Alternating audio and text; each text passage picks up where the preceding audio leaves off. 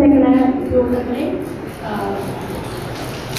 அரசு சார்பற்ற நிறுவனங்களுடைய பிரதிநிதிகளை, பொது அமைப்புகளின் அங்கத்தவர்களே, பாரம்பரிய கைத்தொழில் மற்றும் சிறு கைத்தொழில் அபிவிருத்தி மற்றும் அதற்கான ஆலோசனையும் குடியிருப்புகளான மக்கள் அமைப்புகளுடைய பிரதிநிதிகள் இந்த கூட்டம் ஏற்கனவே நடைபெற்ற தேர்தல் மாவட்டத்திலேயே ஒரு பசங்க நடத்தி கொண்டிருக்கிறோம்.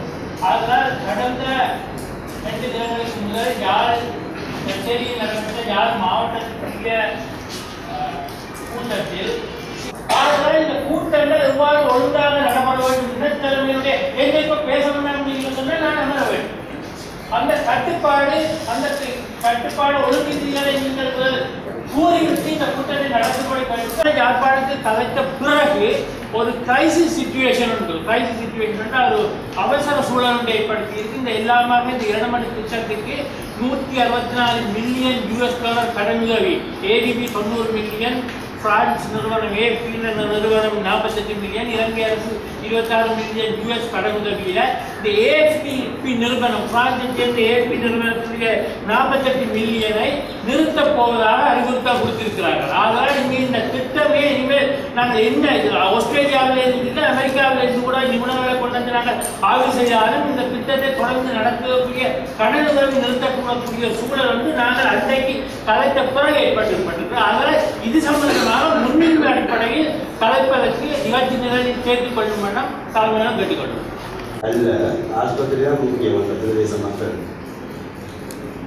அவர்களுக்கு மாற்றுக்காணியோ அல்லது அதை சுற்றியுள்ள பகுதிகளில் அரச காணி இருக்குமென்று சொன்னால் அதை பற்றி நாங்கள் பரிசீலிக்கலாமே தவிர அவர்கள் இருக்கும் காணியில் அரை ஏக்கரை அதில் கொடுத்து கொண்டு காணியை மீட்டால் சரியான முறையில் ஒரு ஆஸ்பத்திரிக்குரிய ஒரு எல்லை வரையறுக்கப்பட முடியாது.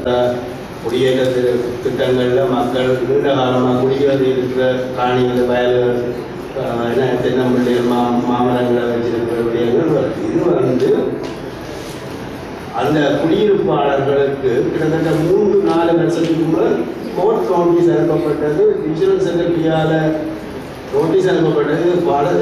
ஆஸ்பத்திரி ஒதுக்கப்பட்ட நிலம் என்று அறிவித்த பின்பும் தான் அவர்கள் வீடுகள் எல்லாம் கட்டியிருக்கிறார்கள். சிலர் அவர் இந்த விடயத்தில் அவர்களுக்கு தெரியும், நாங்கள் ஒரு பிள்ளையான காணியில் ஒரு ஆஸ்பத்திரிக்கு சொந்தமான காணியில் பலத்தை பிடித்திருக்கிறோம்.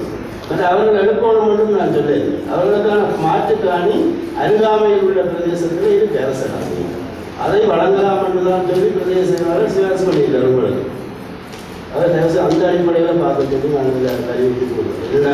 கிட்டத்தட்ட 10க்கும் மேற்பட்ட அந்த பிரதேச அமைப்புகள் இந்த ஆஸ்பத்திரி இழக்கப்பட முடியாது என்பதை வலியுறுத்தி கடிதம். கல்வி அமைச்சர் எனக்கு இந்த பரிசீலனை முடிவு